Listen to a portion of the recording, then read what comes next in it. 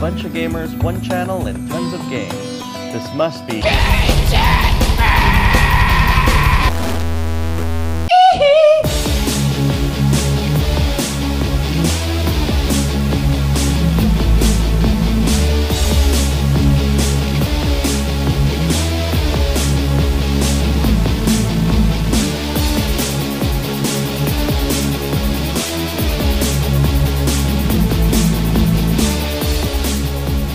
Hey everyone, it's Tim aka Jumble Junkie, and welcome to Jumble Junkies. And here we are, Alex, episode 9. Can you believe it? Sí, I believe it. Episode 9, yes indeed. You're speaking Spanish, but you're mighty Asian, so... That's not something you see every day. No. Well, here we are, episode 9. We have an extremely busy show. We have a lot of stuff to talk about. There's a lot of stuff we even had to, toss out, and maybe we'll recycle it for next week, but by the time we talk about it, shit will be old, so oh well. So, Alex, what have you been up to? Well, I've been buying a lot of games. I got Shin Megami Tensei Devil Survivor, The Conduit for the Wii. Yes, that's a SEGA game, so you might want to give me a pat in the back for that. And Pat. and I know I said I wasn't going to get this freaking game, but I got Fight Night Round 4. I saw on Twitter, I was like, I thought this bastard said he was not going to buy this game, and here I am seeing, Alex is playing Fight Night Round 4. Alex is in exhibition mode. With somebody else. Oh, okay. Oh. But, yeah, well, one of the things that intrigued me about it is, how you can actually put your own face on the character. And I'll have to say, before anything else, that this isn't like Tony Hawk 2, where you basically freaking had to email Neversoft a photo of you, like a profile and a side view, and then they'll just, basically map your face around a freaking character model. No. It doesn't look unnatural at all. In fact, when I was fighting Mike Tyson and stuff, and yes, I had the balls to actually fight Mike Tyson with my rating of 72 character against a guy who has a rating of 96.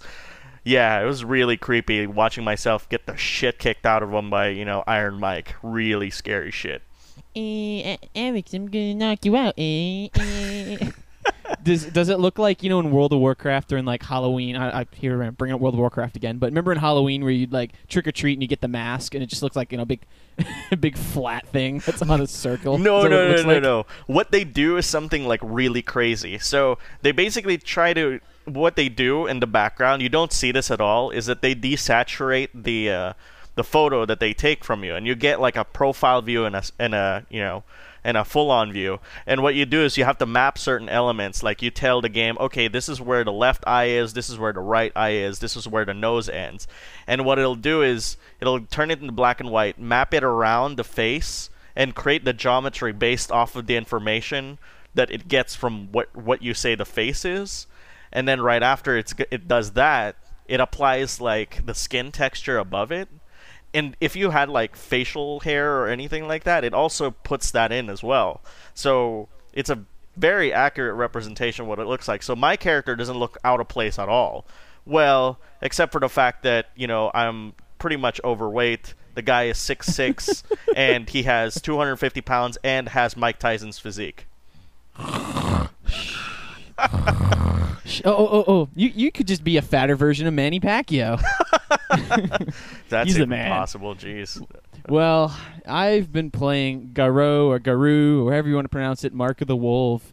Kind of a game that flew under the radar and came out, I believe this week on Xbox Live Arcade. So I downloaded that, and I've been playing that the past 2 or 3 days nonstop. Okay. Before you bought the game, did you read the description on Xbox Live about that game? Oh my god. Okay, I have to read this right now. Okay? It says, let's see. Oh, fuck. This is not the same description as it is on the Xbox 360. Because they actually have a very, very English translation on there. It's as if, they went to, freaking, what is it? They went to Google Translate, pasted some text, and essentially it's absolutely atrocious. It's wow, they put absolutely no effort into this game whatsoever. Okay, so here's the description, all right? It is the latest title of the Fatal Fury series. Garou Mark of the Wolves comes to Xbox Live with a new hero, Rock Howard, who is only son of Geese Howard and rose up by legendary wolf Terry Bogard. Story of the new wolves begin. It banned the traditional line system, but instead bring in the new systems such as Just Defense, Top End, and Breaking. It is not only system which renewed, but also all the characters are newcomers only except Terry Bogard. Don't miss the extreme battles of wolves. Hello? What? Hello, praise. I've never played it, and like when somebody actually on YouTube is like, "Oh, Jumble Junkie, can you review this game?" And I'm like, I've never played it. And he's like, "Oh, it's coming on Xbox Live." I'm like, "Oh, really?" So I was, checking it out, and I'm like, "Oh shit, I didn't know it was a Fatal Fury game." Those games are so hard to follow though, because there's fucking like 800 of them. Yeah. Fatal Fury, King of Fighters, all of those. It's just impossible. But no, I'm really digging it. So, how's the online? Have you tried it yet? Yeah, the online's good. You got the bastards who are like amazing at those games already, so they just kind of kick my ass, and you got the people that are like probably just bought it because their mommy gave them points, and I just destroy them. So you got the balls to actually try those games, because I'm not, my fighting game days are over. When I left the Philippines, that's it. Fighting games, gone. Oh, I love fighters, but oh well. Well, besides that, more GTA, but that's a story for another time. Because we got a ton of stories. So I'm going to start off with a really funny one. This one is the most ridiculous thing I've ever seen, and I actually saw this when I was at work, and I'm like, I have to use this story. It comes from our friends at Yahoo. Woohoo! Yahoo! This one is this the most dangerous Wii accessory so far? Can already guess what it is. I was thinking, well, maybe it's like got spikes in it or shoots lasers, but nope. Some idiots made a Wii bowling ball. Who freaking green-lighted this one? Wow. Is this even like an official accessory at this point, or are they? It's just like a concept or something? It's from a third-party firm, CTA Digital, wherever they are. But looking at the thing, it looks like a bowling ball with 3 holes that you stick your fingers in, like your girlfriend or your boyfriend, whatever you're into, and you hurl at your TV, and if you don't have your trusty wrist strap, it's going to go through your TV. Or even if you do have your wrist strap, it's third party, so chances are that's going to break off and still go through your TV. Wow. So I'm kind of expecting here that once you put your fingers in there, there's going to be like little locks that basically like clamp on your fingers, and that's just, it's like, have you seen like those like Chinese finger traps and stuff where you can't like get out of it? Oh man, I am just seeing so much That's like crap. when you bang a chick from behind and then she's blowing you. That's called Chinese finger trap. Well, no, yeah, you know what I'm talking about. Come on. I know you're talking about. Locks your fingers. But yeah, I'm looking at this right now. There's a picture of it on Yahoo, and my God, the wrist strap is not even long. It's not even longer than the current Wii remotes. And might fit your 2 fingers, maybe. Yeah, it's like it can go around 1 finger. I'm like, what?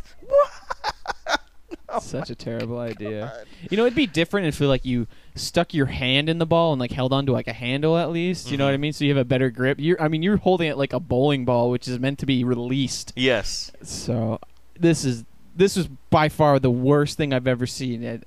I'm waiting for Wii Boots next. It's gonna happen. Wii Boots. Well, you know that they already have like Wii gloves for punch out. I've seen the Wii gloves. They can fucking keep those things. Those aren't good for anything. Maybe scratching my back, but that's about it. But I would love to see some more like YouTube videos of people throwing shit through their nice like plasma TVs and stuff, because those are my favorite things in the world. Yeah, so somebody should like make a montage out of it. Come on, guys, listeners, you gotta make one. It'll be awesome. Make some montages. I think there is a few out there, but the best one is the little kids. He's like, Mom, watch this. I'm playing baseball. And they're like swinging as hard as they can, and the kid lets it go. Oh. That's still my favorite one. But yeah, I figured let's start off with another goofy Wii accessory, which will probably never see the light of day. That is my guess. Not buying that for this household, I'll tell you that much. You're so full of shit, mister. I'm not buying Fight Night Round 4. Oh, fuck you. I'm not buying that thing. If anything, I'll hurl it at you. Whatever. Anyways, enough of that. Let's go on to a kind of depressing story for you music game lovers. But I guess I can kind of feel this guy's pain, and I'm sure you guys all know who Jack White is of the White Stripes, which is the shittiest fucking band in the world. But besides the point, Jack White says learning about music through Guitar Hero is, quote, depressing. And I've said this several times about how, yes, learning music through Guitar Hero is depressing, but you can also think of it as a positive aspect. If they want to pick up a real instrument and start playing, that is a good thing. But most people are just playing just like this and acting like they're the shit. And pretty much what Jack White is saying is it's pretty sad that he has to make money through like games like Guitar Hero, and because